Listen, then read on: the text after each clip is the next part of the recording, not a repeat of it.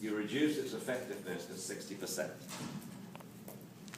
If you delay 2 seconds, you reduce the effectiveness to 20%. After 3 seconds, 0. So if you delay for 3 seconds, you've lost all effectiveness. So let's look at the time course now. And this is when she eats the treat. Okay? Eats treat. So I walk by, and I'll be the dog now. Okay, so someone's coming up and they toss in a treat, and I'm going, woo, woo, woo, woo, woo, woo, woo, woo, woo, woo.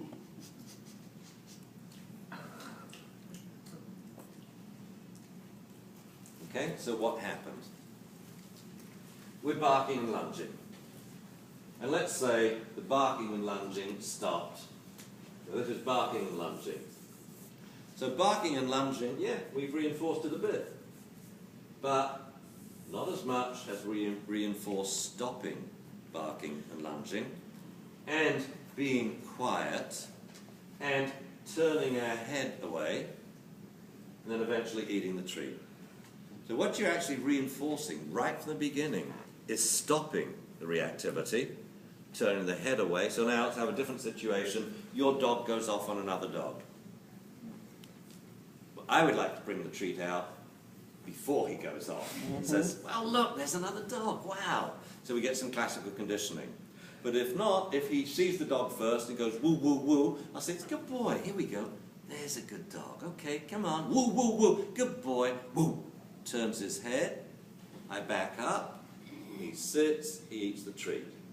So it goes like this, woo, woo, woo, woo, woo. And I'm saying, come on, eat the treat, and he goes, sniff. The instant he sniffs, you can't bark and sniff at the same time.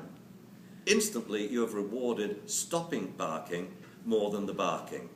And then he sniffs, I'm taking 2 steps back, he comes towards me and sits and looks up, then he gets the treat. All of this is rewarded much higher. Does that make sense? Yes. So it's really important to know. But if you can't work it out, just do it. Because it works.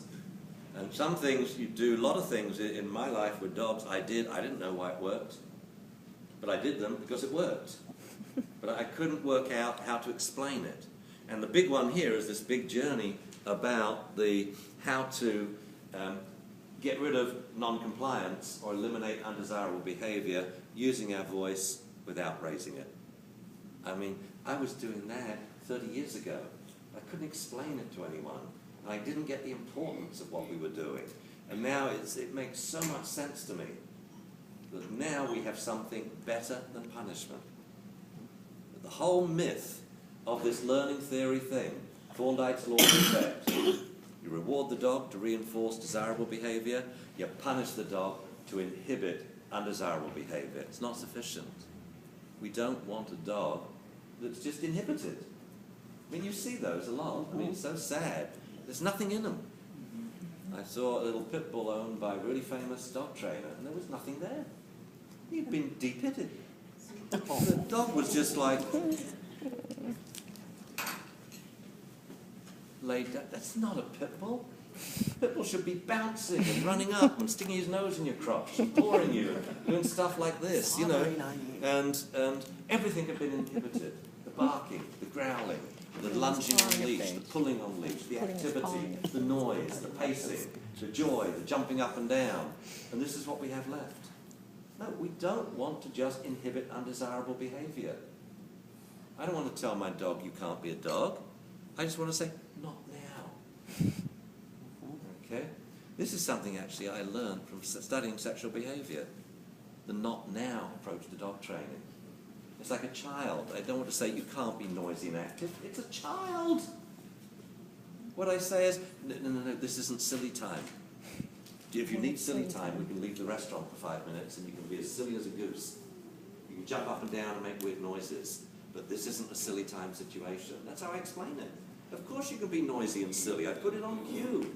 It's really effective with children. Because then you can say, oh, no, this isn't a silly time place. But you can leave and go out. Like you've heard a long, boring wedding. or you're having a meal at a fancy restaurant. You just say, do you want some silly time? I want it too. These people are boring me. Let's go. Then I'll do my impersonation of a boring person, which you don't want to hear. Oh, I just stopped saying that in time. That's good. All right. Anyway, so the not now thing, yeah, I learned from, have you ever asked yourself the question, a male dog goes up to a bitch in heat and tries to hump her, and she goes, whoa, whoa, whoa, whoa, whoa, and bites him, and then what's the next thing he does? He comes up and tries it again. And you think, what's wrong with him? Well, we studied this. No, he's a male. We studied this, and here's what we got. When a bitch is going through proestrus, right, so she's attractive but not receptive, we counted the number of times she growled, or snapped and lunged, or bit a male suitor. And we got a graph exactly like this. Doink. First day of estrus. So what does growling mean to a male dog? Doesn't mean no, it means not yet. And the more I do it, the closer we're getting. So a lot of male dogs like, how about now? Because they don't have a brain, you know? So the not yet thing is such a wonderful approach to a behavior problem, which is really the dog's word for his hobby, his favorite pastime. When you think about everything we call a behavior problem, and I look at my dogs, and Doon says, well, that's my #1 favorite activity. What? See if you can guess what Doon's #1 favorite activity is in the world. Chase. Chase. Running away from me. Yeah. Running away. It's a game we play called chase. But he's running away. The worst problem you could ever have in a dog. You put it on cue, it's a game. The dog loves you because now you're using running away as a reward for what? Coming to you. Da-da. And you do this with every problem. Pulling on leash, jumping up, barking, hyperactivity. And it's cool because now the dog can do it at certain times. So shush doesn't mean you'll never bark in this town again. Shush just means not now. But I can understand you're pent up. I mean, you are a Chihuahua, Cocker, miniature Schnauzer cross. I can understand you're in a dog and that you have to bark. And so I'm going to drive you, you know, out into the forest. And then I'm going to say, bark, you little sucker. Go on, let's have a barkathon. Woo, woo, woo. Ah! Good dog, good dog. Come on, louder, louder, faster. Ah! Good dog, blow it off, let the steam off. Good dog. And you're, have a spoon of honey. I've got some here from the ranch. And it's cool. I remember a lovely day actually, driving back from San Francisco. It's one of my favourite little stories and memories of Omaha.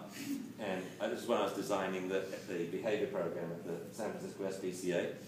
And I had a deal there I could work whenever I wanted, as long or as little as I wanted. I don't do rush hours.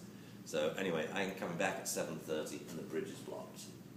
I mean, it is blocked. It's not moving. And I've been there for an hour. I really need to pee. Omaha needs to pee. Omaha wants his dinner. My stomach is gurgling. It's not a fun thing, but it's 6 lanes of traffic, stationary. And Omaha's getting antsy, and you can see it. It's like, ooh, ooh, ooh. They make these funny vocalizations now, you know, do a little bunny, ooh, ooh, ooh, ooh. And I thought, oh, Omaha, let's let off some steam. So I opened the sunroof, and I said, Omaha, how? And he puts his paws on the 2 front seats, and he stuck his head through the sunroof, and he went, oh! Like this, right? And everyone's looking around and laughing and honking their horns and smiling and stuff. This guy then climbs out the roof of his BMW, and he went, oh! And everybody got out of their cars and howled and howled and howled. It was one of those, like, all magical moments in time, you know, that was so lovely because of the hour stopped in traffic. But anyway, we got to let them do it. So,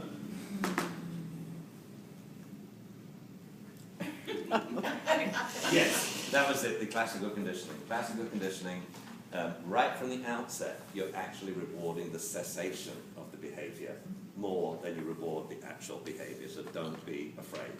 Okay? Good. Next up, total integration. What is this?